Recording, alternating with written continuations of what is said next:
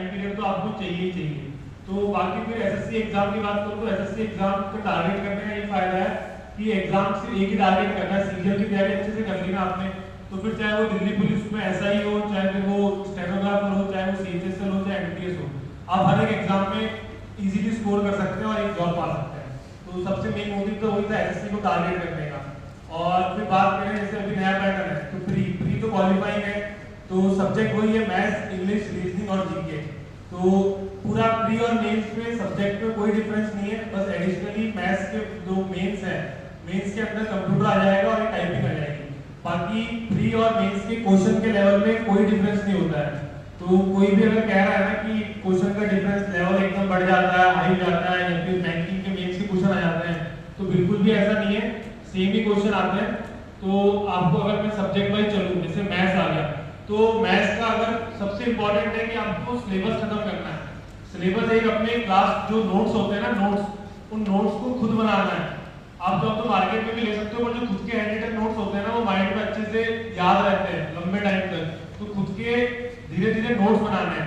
Notes के बाद जो अपनी ऐसी शीट्स रहती है, डेली प्रैक्टिस पेपर रहते हैं, जो उनको लगाना है, बार बार लगाना है कंटिन्यूअसली। अराउंड जब आप उनको 5 से 6 बार लगा लोगे ना, तो जाके आपके दिमाग में क्वेश्चन का एकदम मेथड फिक्स हो जाएगा। क्योंकि एसएससी में क्या है कि सवाल तो वही आएगा, बस गेम है कि कौन बंदा उसको 30 सेकंड में कर लेता है। अगर आपको 2 घंटे मिलेंगे तो आप भी कर लोगे, पर गेम है टाइमिंग का गेम। और टाइमिंग कब आएगी? जब आप डेली प्रैक्टिस करोगे, उन्हीं शीट्स को बार बार रिपीटेड फॉर्म में लगाओगे। ज्यादा कंटेंट के पीछे नहीं भागना है कि आप यहाँ का भी पढ़ लेंगे, वहाँ का भी पढ़ लेंगे। लिमिटेड कंटेंट रखना और मैक्सिमम रिवीजन पे फोकस करना है। तो मैथ्स का ये कॉन्सेप्ट पे फोकस करना है। और जैसे कि कोई टीचर पढ़ा रहा है यहाँ पे, तो उसने परसेंटेज पढ़ा दिया, उसके बाद वो प्रॉफिट एंड लॉस पढ़ाएगा, तो आप परसेंटेज को भूल जाते हैं। जब तक वो प्रॉफिट एंड लॉस खत्म होगा, जब तक सीआई खत्म होगा, जब तक आप प्रॉफिट एंड लॉस भी भूल जाएंगे। तो ये नहीं रखना है, धीरे धीरे वीकली बेसिस पे रिवीजन रखना है। हर 4 से 5 दिन के अंदर रिवीजन, हफ्ते में 6 दिन पढ़ लिया तो संडे को रिवीजन पे डालो पूरा, वापस 14 डेज में तो वापस रिवीजन, वापस 21 डेज में। इसी तरह वो मैक्सिमम टाइम तक आपके दिमाग में रिटेन रहेगा। तो सबके साथ ये प्रॉब्लम होती है, मेरे को भी एक बार भी याद नहीं होता, मैंने भी लगभग अपने नोट्स से 6 से 7 बार मैंने पढ़ लिए होंगे, तब जाके वो दिमाग में रिटेन रहते हैं। और बाद में आपको मॉक तो देना ही, जो होते हैं ना ऑनलाइन ऑफलाइन टेस्ट होते हैं, वो डेली देने हैं। एक भी टेस्ट आपको मिस नहीं करना है। एक टाइम टेबल होता है अपना कि ये टेस्ट देना है, तो उसको देना है तो मतलब देना है। और एक सेपरेट कॉपी नोट बना के रखनी, जिसमें आपको जो क्वेश्चन नहीं आ रहा अपने टीचर से पूछे या खुद सॉल्व करें, उसको अलग से नोट करें, ताकि जब लास्ट में एग्जाम आएगा, एग्जाम के तब 7-8 दिन पहले आप अच्छे से नोट को रिवाइज कर सकते हैं। तो मैथ में यही है, इतना इतना करना है। और जो मिक्स प्रैक्टिस होती है ना, मिक्स क्वेश्चन की होती है, आपके माइंड को भी ट्रेन होना चाहिए। अगर पहला क्वेश्चन प्रॉफिट एंड लॉस का है, तो अगला ट्रिग्नोमेट्री का भी आ सकता है, अगला ज्योमेट्री का भी आ सकता है। माइंड को स्विच करना भी आना चाहिए। तो ये स्विच करना कब आएगा? जब आप मिक्स क्वेश्चन की प्रैक्टिस करोगे। और मिक्स क्वेश्चन की प्रैक्टिस कब होगी? जब आप फुल लेंथ टेस्ट लगाओगे। तो फुल लेंथ टेस्ट लगाने का भी टाइम होता है, ऐसा नहीं है कि डे 1 से लगाना है। अराउंड जब आपका 60-70% सिलेबस हो जाएगा ना, तब आप लगाओगे। क्योंकि अभी से अगर कोई बिल्कुल जीरो पे है, जिसका 2024 वाला टारगेट है, वो लगाएगा तो उसका स्कोर ही नहीं आएगा, उसका स्कोर अराउंड 50-60 आएगा, तैयारी छोड़ देगा। जब मेरा 60-70% सिलेबस हो गया था, तब जाके मैंने मॉक लगाना स्टार्ट करा था, तब जाके मेरा 95 नंबर से मैंने स्टार्ट करा था प्री का। तो यही चीजें करनी है आपको। और इसके बाद बात करते हैं हम लोग रीजनिंग की। तो रीजनिंग का क्या है, प्री में देखो नॉर्मल रीजनिंग आ गई, रीजनिंग पर जो मेंस है, मेंस के अंदर कुछ बैंकिंग के टॉपिक्स उन्होंने ऐड करे हैं, जो आपने इस बार देखा होगा। लाइक स्टेटमेंट असम्पशन हो गया, सिलॉग के थोड़े हाई लेवल क्वेश्चन हो गए, 4-5 स्टेटमेंट वाले हो गए, इनइक्वालिटी आ गया, डेटा सफिशिएंसी क्वेश्चन आ गए। तो इन टॉपिक में थोड़ा ज्यादा ध्यान देना है। जो कुछ रीजनिंग के इंपॉर्टेंट टॉपिक्स होते हैं ना, इनके ऊपर ध्यान देना है। जैसे इनइक्वालिटी हो गया, सीरीज हो गया, इंपॉर्टेंट कोडेड क्वेश्चंस हो गए, इनके ऊपर ज्यादा फोकस करना है। और डेली प्रैक्टिस में रखना है कि डेली को रीजनिंग को अराउंड घंटा 1.5 घंटा तो दो।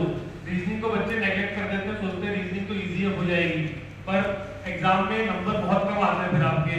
क्योंकि फिर सीधा अगर एक बार पेपर खराब हुआ तो सीधा 1 साल खराब होगा आपका, फिर 2024 बहुत लेट आएगा, सीधा 1 साल बाद। तो अच्छे से प्रैक्टिस करनी है आपको कि मॉक से भी सीखना है, रिवर्स इंजीनियरिंग जो फुल लेंथ टेस्ट होंगे यहाँ पे, उनसे भी सीखना है। उन क्वेश्चन को अलग से कॉपी में नोट करना है, रिवीजन बेसिस पर रखना है, कौन कौन से लॉजिक्स हो रहे हैं, खास लॉजिक, उनको नोट करना है। तो रीजनिंग का यही है। रीजनिंग के बाद इंग्लिश। इंग्लिश के टोटल 3 पिलर होते हैं। 3 पिलर से मतलब कि ग्रामर, दूसरा हो गया, तीसरा हो गया कॉम्प्रिहेंशन। तो ग्रामर के लिए तो आपको जो मेरे नोट्स हैं, जो आपके नोट्स बने हुए होंगे ना, जो आपने नोट्स बनाए होंगे, उसी को लगभग 5 से 6 बार रिवीजन करो पहले अच्छे से, बार बार।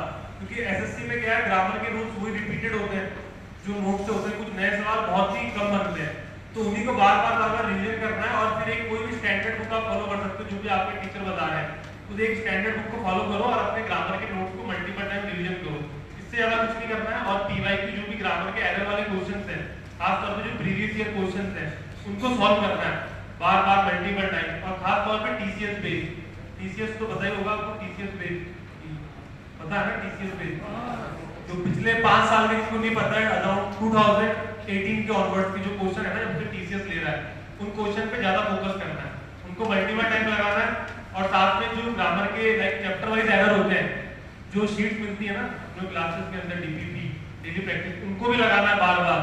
उससे क्या होता है, चैप्टर वाइज आपका एक स्ट्रॉन्ग बन जाता है, लाइक नाउन हो जाएगा, प्रोनाउन हो जाएगा, एडजेक्टिव धीरे धीरे स्ट्रॉन्ग होगा। फिर बाद में फुल लेंथ में आपके नेक्स्ट क्वेश्चन की प्रैक्टिस तो होगी ऑलरेडी। फिर आया वोकैबुलरी। वोकैबुलरी देखो एसएससी मैक्सिमम प्रीवियस ईयर पूछता है, आपको पता ही है, नहीं बहुत ही कम पूछता है, तो आपको नई वोकैबुलरी के पीछे नहीं भागना है, आपको मैक्सिमम फोकस रखना है प्रीवियस ईयर वोकैबुलरी पे। जो पिछले साल, जो पिछले 10-15 साल के अंदर वोकैबुलरी पूछी है ना, कुछ भी idiom, one word, synonym, तो उसी पे फोकस रखना है, उसी को डेली पढ़ना है। तो ये प्रोसेस बहुत ग्रेजुअल प्रोसेस है वोकैबुलरी करने का। आप बोलेंगे बहुत से लोगों को याद नहीं होती, तो जिनको याद नहीं होती वो एक जैसे रूट वर्ड से याद करते हैं ना, बहुत से लोग रूट वर्ड से, उससे याद कर सकते हैं, जो रूट वर्ड्स होते हैं उनसे याद कर लो, या फिर डेली 25 याद करो बस, धीरे धीरे ग्रेजुअली। जब आप वन टाइम गो थ्रू हो गया पीवाईक्यू से, तो अराउंड आपको 20 से 25 दिन लग जाएंगे। फिर जब आप अगली बार होगे तो 15 दिन लगेंगे। ऐसे ही ग्रेजुअल प्रोसेस है, उसको लास्ट तक करना है, जब तक कि आपका मेंस का पेपर नहीं हो जाता। कि अगर आप 2-3 दिन का भी ब्रेक लेते हैं ना, तो वापस कंटिन्यूएशन में आने में टाइम लग जाता है, तो आपको एक भी दिन का ब्रेक नहीं लेना है। डेली अपने हैबिट में लगाओ कि सुबह उठते ही वोकैबुलरी कर लो, जो भी आपका शेड्यूल रहता है ना, एक डिसिप्लिन वे में वो बना कर रखना है कि मैं इस टाइम ये करूँगा। ऐसा नहीं है कि जब मन हुआ सोकर उठ गए, जब मन हुआ कुछ भी कर लिया, मैथ्स उठा ली तो मैथ्स। एक प्रॉपर एक टाइम टेबल होता है जो आपको फॉलो करना पड़ेगा। फिर आता है इंग्लिश में कॉम्प्रिहेंशन। तो कॉम्प्रिहेंशन के लिए तो है कि मोस्ट इंपॉर्टेंट है न्यूज़पेपर रीडिंग, या तो न्यूज़पेपर रीडिंग को हैबिट में लाओ, या फिर कोई भी नोवेल पढ़ सकता है, किसी को नोवेल का इंटरेस्ट हो तो नोवेल पढ़ सकता है, न्यूज़पेपर रीडिंग। इसमें ये धीरे धीरे डेवलप होगी, जैसे जैसे आपको ग्रामर का कोर्स खत्म होगा तब आप रीडिंग में और ज्यादा टाइम दे पाएंगे। ऐसा नहीं है कि एक दिन में आप हर एक चीज कर लेंगे, तो टाइम लगेगा पर हो जाएगा धीरे धीरे। रीडिंग में आपको लगभग 1 महीना तो समझने में लगेगा, अगर कोई बिल्कुल ही बिलो एवरेज है कि न्यूज़पेपर पढ़ना कैसे है, क्या क्या चीज़ ढूंढनी है, क्या क्या नहीं पढ़ना है, तो न्यूज़पेपर रीडिंग को हैबिट में लाएं। और मेन तौर पे एडिटोरियल से स्टार्ट मत करें, थोड़ा पहले बाकी की न्यूज़ पढ़ें। किसी का पॉलिटिक्स में इंटरेस्ट है, किसी का स्पोर्ट्स में है, किसी का इंटरनेशनल अफेयर में, तो उन चीज़ों को पढ़े, उसके बाद एडिटोरियल पढ़े लास्ट में। और 1 घंटे से ज़्यादा भी लेना न्यूज़पेपर रीडिंग में, क्योंकि बाकी सब्जेक्ट्स भी अपने को पढ़ने होते हैं, लाइक जीके हो गया, मैथ्स हो गया ये। और फिर आती जीके, तो जीके बहुत ही इंपॉर्टेंट किंग मेकर है अभी के, जो आज का मेंस का पैटर्न चल रहा है, ये आप लोगों को भी पता है, जैसे आप में से बहुतों ने मेंस भी दिया होगा, तो कुछ लोग जीके की वजह से रह गए होंगे कुछ नंबरों से। तो जीके है जो आपको रैंक दिलाएगा आपकी, जैसे बहुतों की मनचाही पोस्ट होती है, तो जीके ऐसा है कि जो आपको टैक्स असिस्टेंट से इनकम टैक्स इंस्पेक्टर पे ले जा सकता है। जीके का इतना बड़ा रोल है, तो जीके को बिल्कुल नेग्लेक्ट नहीं करना है। पहले था कि कोई भी जीके पे फोकस ही नहीं करता था, जीके तो क्या है, जीके पढ़ने की जरूरत नहीं है, पर अब जीके का बहुत ही इंपॉर्टेंट रोल है, इंपॉर्टेंट से भी इंपॉर्टेंट बहुत ज्यादा रोल है। तो जीके का तो यही था कि जो भी पॉलिटी हो गया, स्टेट जो भी हो गया, ज्योग्राफी हो गया, इनके अपने नोट्स होने चाहिए। मैं तो मेरे नोट बना रखे थे, तो उत्कर्ष कोचिंग से मैंने बनाया था, प्रॉपर्ली उन्हीं को मल्टीपल टाइम मैंने रिवीजन करा है कि अनुच्छेद क्या हो गए, ये सब पूरे माइंड में चलने चाहिए आपके। कम से कम जब आप 3 से 4 बार रिवीजन करोगे ना, बार बार पढ़ोगे, तब जाके कोई जीके में स्कोर आता है। ऐसे कोई 1-2 दिन में नहीं आता है, महीने भर में नहीं आता है, इसमें लगभग 5 से 6 महीने लग जाते हैं जीके को प्रॉपर डेवलप करने में। तो वो आपको अपना टाइम डिवोट करना पड़ेगा। जब आप 5 से 6 महीने देंगे ना प्रॉपर्ली, तब जाके आपका जीके में आपको पकड़ आएगी कि हाँ भाई ज्योग्राफी क्या होती है, पॉलिटी क्या होती है, स्टैटिक जीके। और फिर रही बात जो स्टैटिक जीके की, जो डांस फॉर्म्स हो गए, बुक्स एंड ऑथर हो गए, फेस्टिवल हो गए, इसके भी सवाल एसएससी पूछता है। तो ये आप प्रीवियस ईयर से कर सकते हैं, जो प्रीवियस ईयर क्वेश्चन होते हैं ना, उनसे रिवर्स इंजीनियरिंग के तौर पे कि एक वाइट पन्ने पे नोट कर लिया, उनको एक अपने नोट्स फॉर्मेट में बना लिया, ताकि आप एग्जाम टाइम पे ज़्यादा टाइम तक याद कर पाएँ, इसको रिवीजन हो जाएगा। तो यही करना है। और करंट अफेयर तो आपको पता ही है, डेली करो या फिर मंथली करो। मंथली कंपाइलेशन, बहुत मंथली वीडियो देख लेता था मैं कुमार सर की सिंपल टॉप 100 क्वेश्चन के 3 सेट में, कि जल्दी रिवीजन हो जाता है, क्योंकि हमें मैथ्स भी पढ़ना है, इंग्लिश भी पढ़ना है और रीजनिंग रीजनिंग भी पढ़ना है, तो हमारे पास टाइम की बहुत कमी है, हमें स्मार्टली इस्तेमाल करना है टाइम, क्योंकि हार्ड वर्क तो सभी कर रहे हैं पर स्मार्ट वर्क भी करना है। आपको पता होना चाहिए कि क्या चीज़ छोड़नी है, क्या चीज़ को पकड़ना है। ये सबसे इंपॉर्टेंट गेम है जो आपको सिलेक्शन दिलाएगा, क्योंकि एसएससी की तैयारी देख लो बहुत से लोग कर रहे हैं। हम इस बार शायद 30-35 लाख लोगों ने फॉर्म भरा होगा, 25 या 30 लाख लोगों ने, तो देखो सीधे से 7,500 है, तो आप कॉम्पिटिशन का अंदाजा से लगा सकते हैं 0.003% लोगों का सिलेक्शन होगा। तो इतना फोकस रखना है सब्जेक्ट वाइज के लिए, तो यही है।